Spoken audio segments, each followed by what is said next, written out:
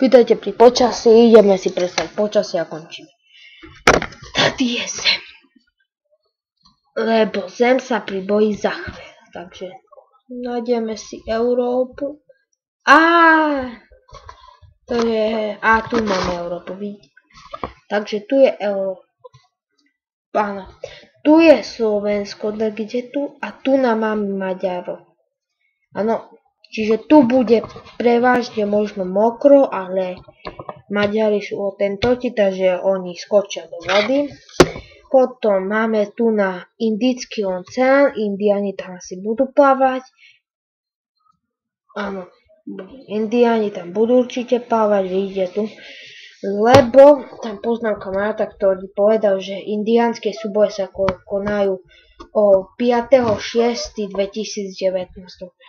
Potom tady máme Afriku, má Afrika.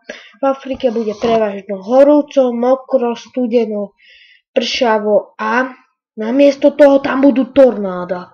Tornádo vzniká vtedy, keď Boh splachuje záchod. Áno, a to je pravda. No takže na Slovensku poznáme, že vieme, že v Trenčine bude padať, lebo tam sú kopačky jednej.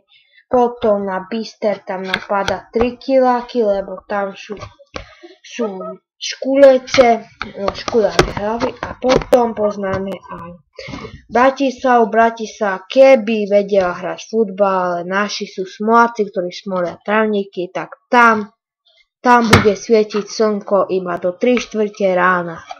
To je všetko. Môžete ísť spať.